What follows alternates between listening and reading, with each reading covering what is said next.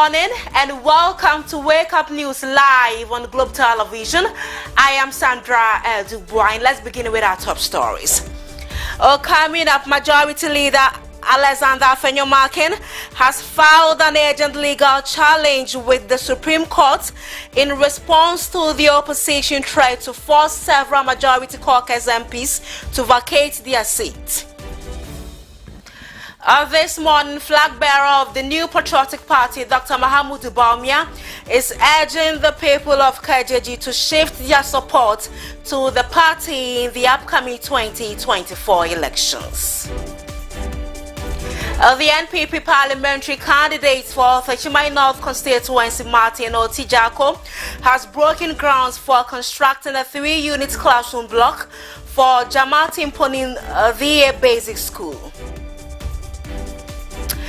Women are advised against excessive use of emergency contraceptives and take proactive steps to reduce their risk of breast cancer. Coming up later on the international front, millions of people across Southern Africa are facing the worst food crisis in decades. Details of all these stories and many more coming up shortly. Do join us.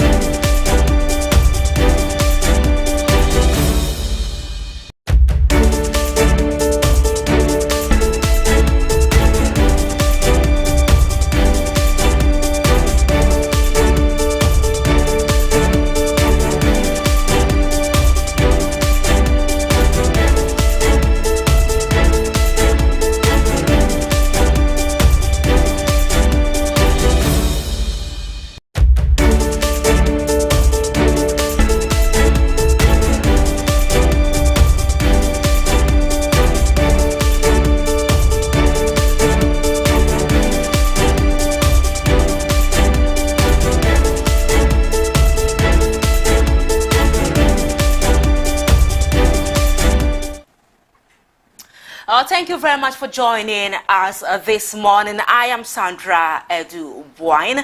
Let's begin from the first details, and it's coming from Parliament. Majority Leader in Parliament Alexander Afenyomarkin has taken swift action by filing an urgent legal challenge with the Supreme Court. This move is in response to the opposition's threat to force several Majority Caucus MPs to vacate their seats, which could significantly impact the balance of power in Parliament just a month before the crucial general election. The legal action launched on October 15th seeks clarity on the status of 3 MPs who have decided to contest the upcoming December 2024 elections as independent candidates. This has sparked a constitutional crisis, prompting Afenyomarkin's preemptive strike against the opposition's plans to invoke Article 97, Clause 1G of the Constitution. The opposition's intention to compel the MP seeking re-election as independents to vacate their seat was made clear by former Minority Leader Haruna Idrisu on October 13th. However, Afenyomarkin argues that these MPs' actions intended for the next parliamentary term should not affect their current status in the 8th Parliament. I have filed a writ at the Supreme Court. Parliament has been duly served. There is an injunction application also attached to the writ, also duly served. Therefore, I believe that if we are going to respect the law, this matter will be placed on ice until the Supreme Court determines the matter. But it's good for democracy. I mean, we are still growing, and there are gray areas. The Constitution is a political document, and a political document which is a living document. It's not to be seen as some static document that must not be given life. According to Afinyo Markin, some representatives from his caucus who plan to run independently in the general election have not formally notified him, emphasizing that these representatives officially renounce their memberships. The caucus remains intact. I got a memo which was addressed to Mr. Speaker by the respected member for Tamale South. I got a copy. And he has sent a notice of petition to Mr. Speaker to declare some seat vacant. And he has listed Agona West, Sohum, Amenfi Central, and Fomena. So he relies on Order 99 and also anchors his application on Order 18. And he intends to move the House to consider this matter. But before then, I think I have also looked at the matter, the constitutional provision, and I hold the view that the members of my caucus who have filed to go independent for the next election have not written to me as the head of the caucus to say that they are no more part of the caucus.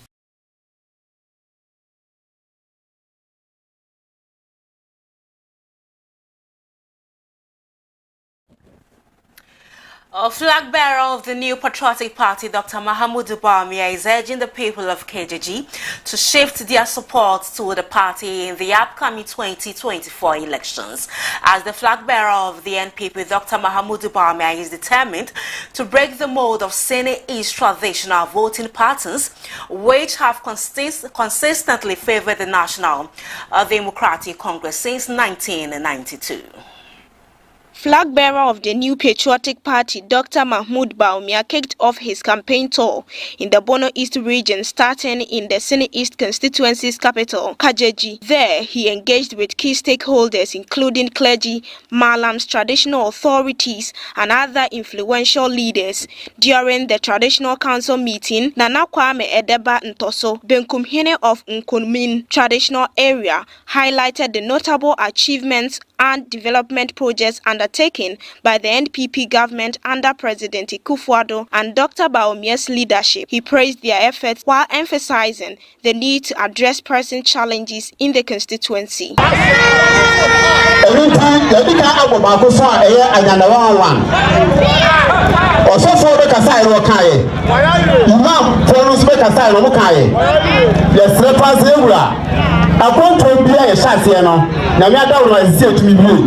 The science is necessary and the one project are air coso every month. We have vice president, and the president now, we assess the project now. The good view, Mama, the other sounds so actually every pay ever. We do what they say, I find who interview and not see a boss. And now, program also air coso, maybe I say a boa amagana. You put to man actually every pay. He appealed to Dr. Bawumia to remember KJG when he became president on December 7, demonstrating the community's hope for continued support and development.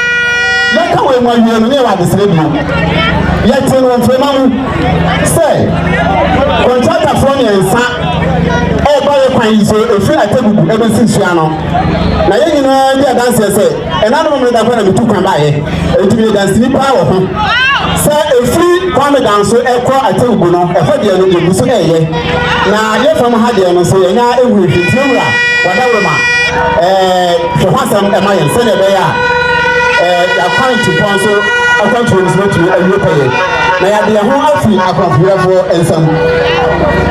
The campaign tour is part of Dr. Bawumia's broader effort to connect with constituents across Ghana, having previously visited regions like Brekum East, Sunyani East, and Sunyani West. Dr. Mahamudu Bawumia urged the people of KJG to shift their support to the new patriotic party in the upcoming 2024 elections. Historically, SEN East has consistently voted for the National Democratic Congress since 1992, but Dr. Bawumia believes this year will be different. Yet to obey since 1992.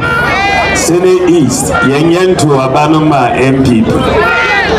Every election be a Yetuma NDC. And yes, sir, maybe I wish you say, Inshallah, 2024, Senate East, to Ama NDP, to Ama Ibrahim, now the Aba Parliament. Mienu parties mienu nipa mienu and a year pleading ding say that now Koreans. Dr. Mahamudu Bawumia any Oman Dada the Enanum Wabetina Koreans. Yenina Ehu Ejuma Oye Wabetina Koreans and Chebia. Eno kanchire se namni nyina asa na akado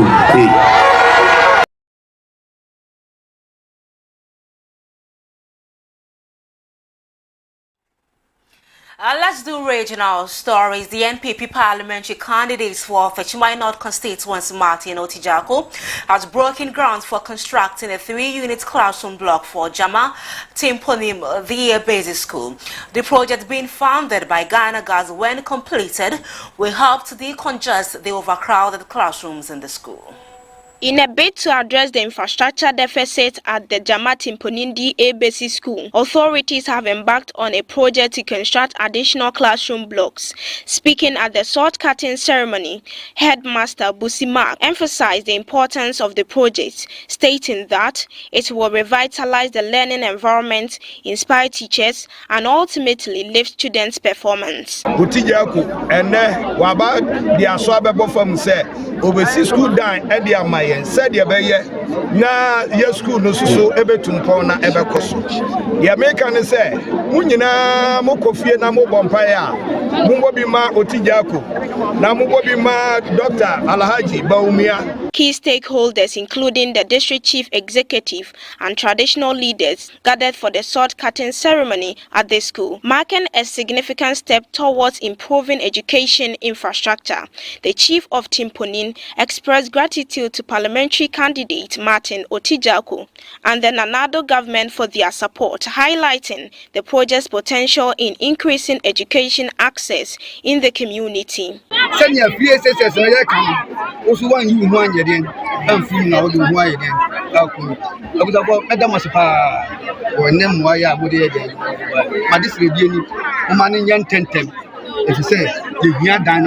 The Techimai North MPP parliamentary candidate Martin Otijako pledged to bring more development projects to the constituency if the new patriotic party remains in power. This assurance was made while providing details about the current project, demonstrating his commitment to advancing the community's growth and well-being.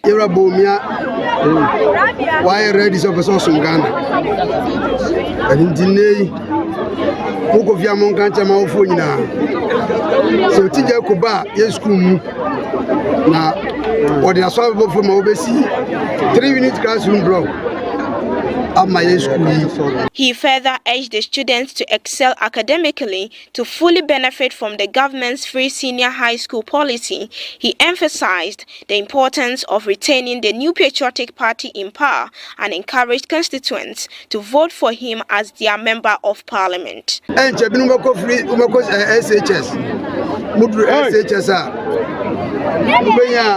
Free senior and enjoy it. Let's see here. Free. School fees go moon to and then and then Ghana ya irrecover rebella ama irabo mi abato no mabunu ukra mo wi ase na ye wo Ghana ha internet ni abre no.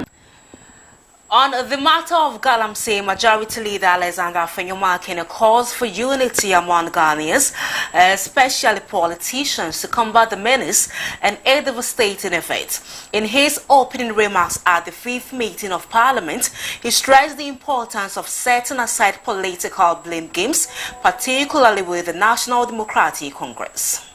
Afenyo Markin emphasized that illegal mining is a national concern that requires collective action and the government is committed to stopping it. He also highlighted the government's effort to support farmers and women whose livelihoods have been impacted by galamsey. To ensure a constructive approach, Afenyo Markin urged his fellow party members to be mindful of their public statement as they embark on their campaigns. The fight against galamsey is a collective fight for the survival and sustainability of our livelihood as a nation.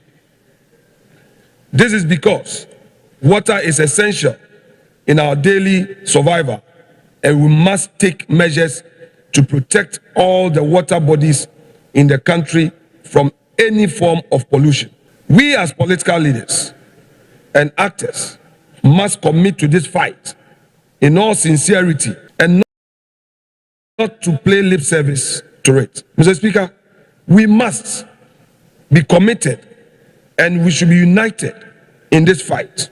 Parliament Minority Leader Castle Atoforsen sounded the alarm, stating that the country is under siege due to the devastating effect of illegal mining. He is urging Parliament to take immediate and drastic action to combat the menace. The impact of illegal mining are far-reaching, from environmental degradation to economic losses, and the government must take concrete steps to address the situation. Away from that, the Ministry of Roads and Highways has launched an investigation into the devastating rock blast accident at Bujumbura, which tragically claimed multiple lives and injured many others. To get to the bottom of this incident, the ministry is collaborating closely with the Ghana Police Service and the National Disaster Management Organization.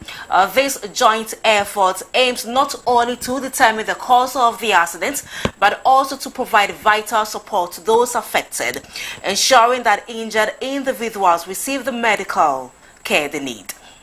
The devastating explosion sent rock debris flying up to 300 meters in the nearby community, resulting in widespread destruction and loss of life. The blast claimed multiple lives, including individuals in their homes, and injured dozens. Buildings and vehicles were also severely damaged. In the aftermath, Matthias Ayegre, administrator of St. Gregory Catholic Hospital, confirmed the tragic toll involving 3 fatalities and 42 injuries, with 4 critically injured patients transferred to 37 military hospital for further treatment. We were doing our normal work when we heard a loud sound.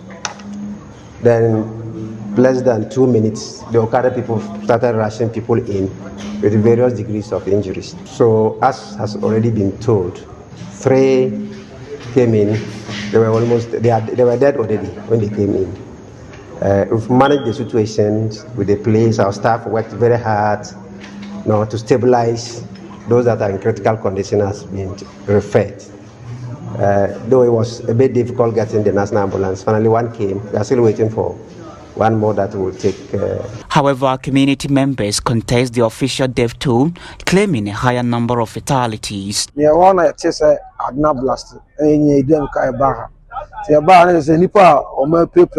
getting to 35. At once now the Unipa press of a check on say 2 well, but and you know it was Unipa 13 on my show. Unipa 13, but 5 now. Me pictures are moving from so. The community is reeling in shock and grief following the devastating incident, with many families mourning the loss of loved ones and others assessing the extent of their losses. The tragedy has sparked outrage, with Assemblyman Emmanuel Togbe pointing to negligence by the contractor and the Gomoa East NADMO Directorate as the primary cause of the disaster. I was at the district office where we were having our training, and I had a call that this is what is going on. So I have to rush on at the scene, and what I saw with my eyes, really, it was hurtful. It was hurtful. People, properties being destroyed, people life lost, people, in fact, the whole community, we are traumatized. Coming up on the program, women are advised against excessive use of emergency contraceptives and take proactive steps to reduce their risk of breast cancer. More stories coming up right after the break this day.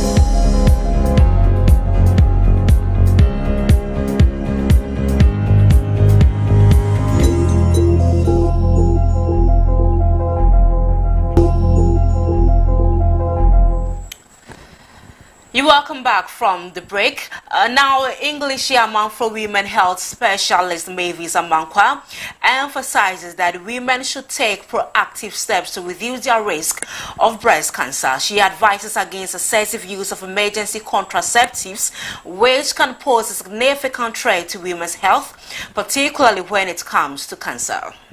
October is Breast Cancer Awareness Month, and women need to prioritize their health by getting screened for breast cancer. Early detection is crucial, according to health specialists. Breast cancer does not have to be a deadly disease if caught early. When breast cancer is detected early and is in the localized stage, the 5-year relative survival rate is 99%, according to experts. Mavis Amankwa highlights 2 other critical factors that contribute to breast cancer, including excessive stress and consuming junk food. She says managing stress levels and maintaining a healthy diet can significantly reduce the risk of breast cancer. Fatty foods near the indomie bebre na ye dino anwa aduane chibom kameto mpaso didi ya no wada nti unse aduane ni da ni peduane so nti ama sugar dose we ni peduane yes I pose you at risk of getting cancer. And stress ma cancer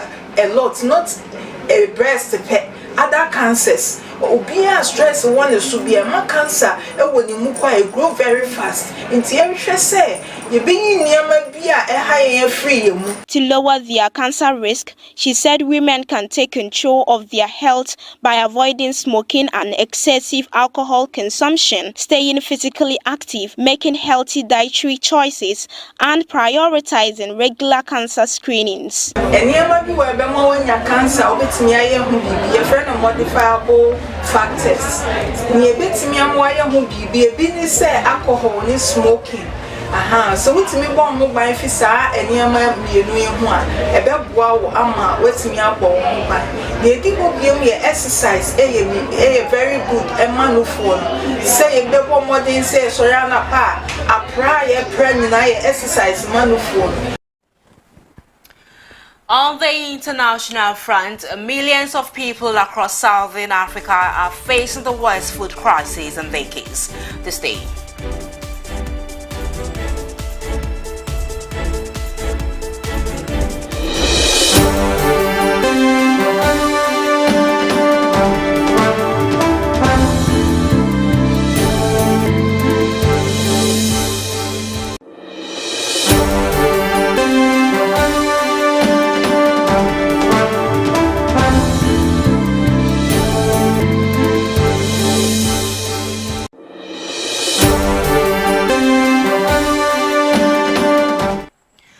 Millions of people across Southern Africa are facing the worst food crisis in decades. The World Food Programme said on Tuesday, warning that its ability to provide relief risks being stymied by funding shortfalls amid unprecedented drought conditions. A record 5 countries, including Lesotho, Malawi, Namibia, Zambia, Zimbabwe, have declared a state of disaster and called for international humanitarian support. The UN agency said Angola and Mozambique are also badly affected and around 21 million children are malnourished. Millions of people across southern Africa are facing the worst food crisis in decades. That's according to the World Food Programme on Tuesday.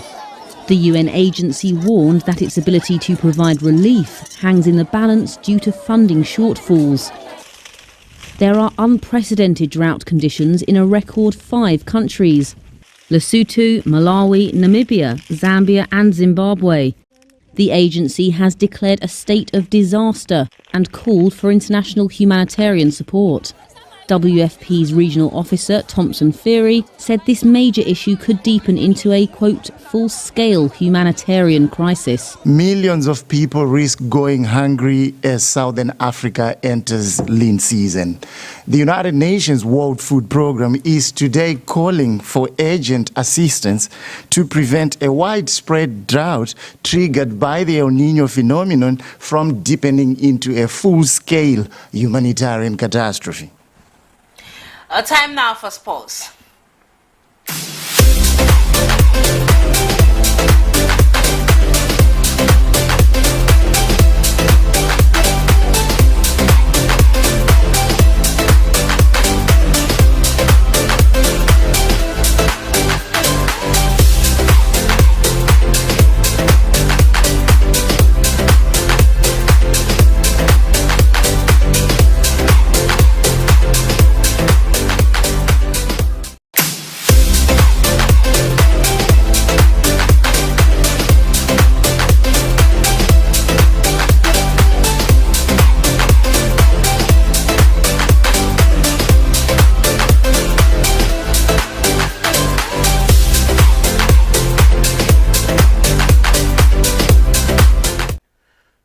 First time on the Wake Up Show.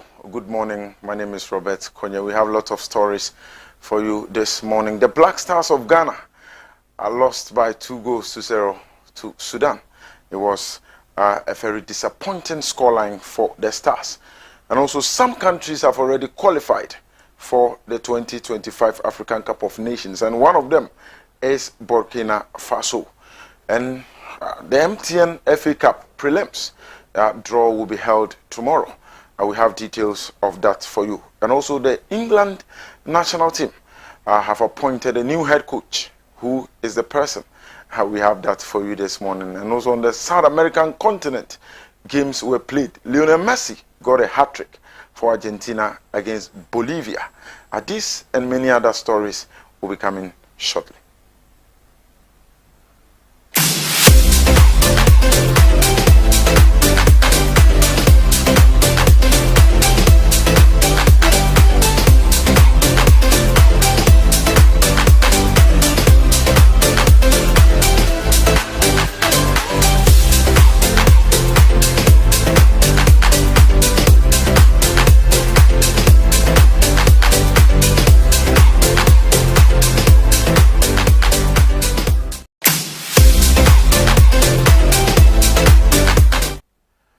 Welcome back.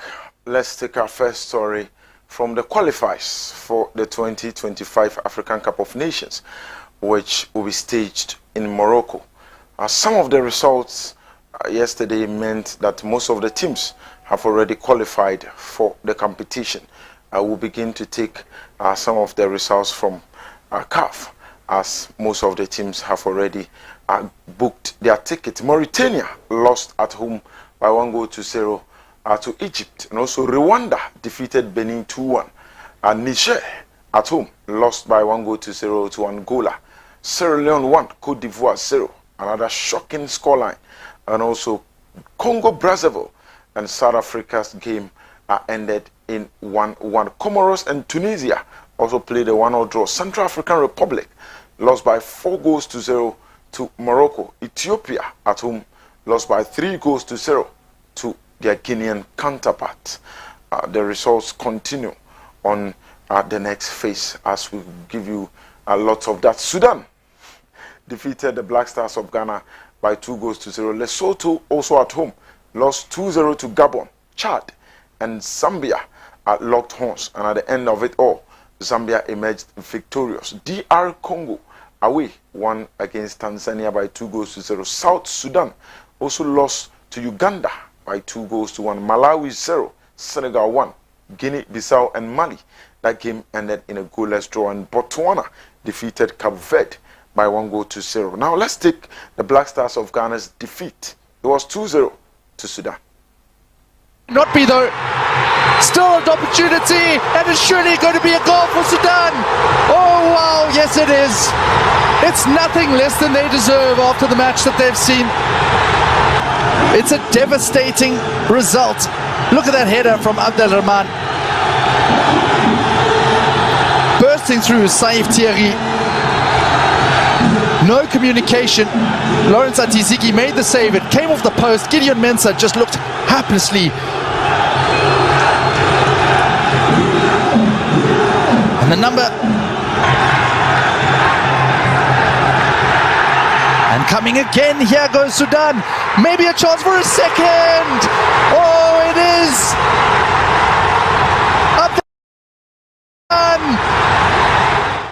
After the game, the head coach for the Sudanese national team, James Akwasiapia, said it was unfortunate that one of the teams between Sudan and Ghana would have to go through. But as it stands, it means the Sudanese are a lot closer than the Black Stars.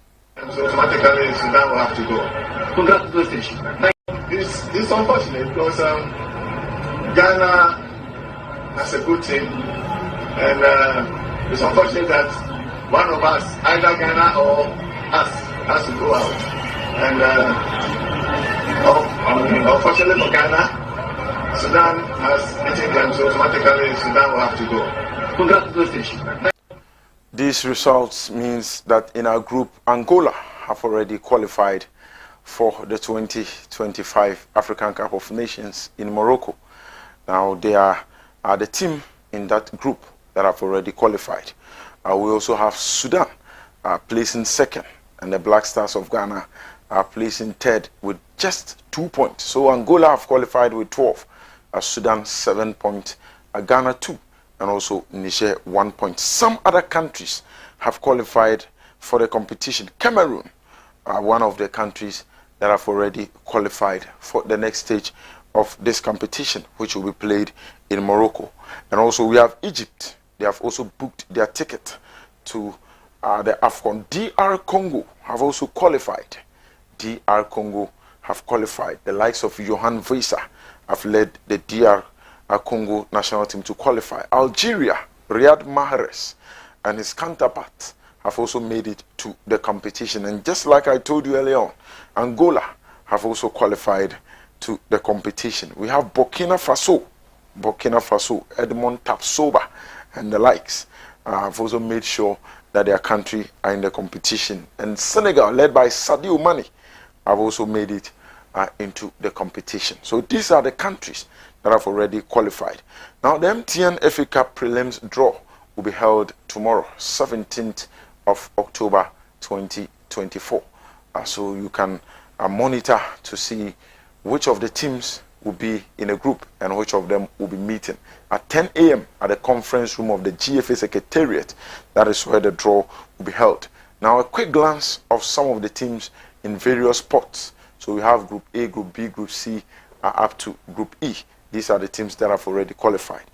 The English FA have finally appointed a new head coach, and that head coach is a German in the person of Thomas Tuchel, the former Chelsea head coach who won the 2021 UEFA Champions League for the Blues, is now the new head coach for England until 2026. On the South American continent, Argentina defeated Bolivia by 6-0, and also Brazil won their game by 4-0. Leo Messi had a hat-trick in that game.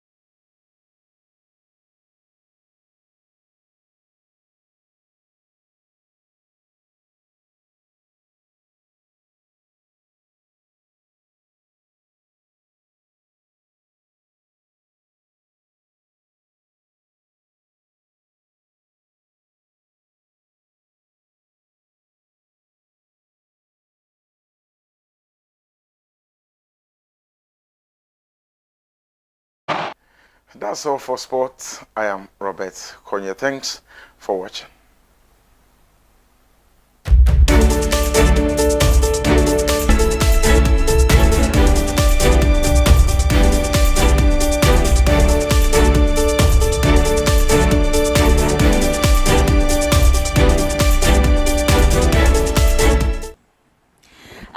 Let's take a recap of the top stories. Majority Leader Alexander Finyomak has filed an urgent legal challenge with the Supreme Court in response to the opposition's threat to force several Majority Caucus MPs to vacate their seats. And also flag bearer of the new Patriotic Party, Dr. Mahamudu Bawumia, is urging the people of KJG to shift their support to the party in the upcoming 2024 elections. And on the international front, millions of people across Southern Africa are facing the worst food crisis in decades. That'll be all for you this morning. I am Sandra Edu Boyne. Up next is SEN. Thank you so much for your time.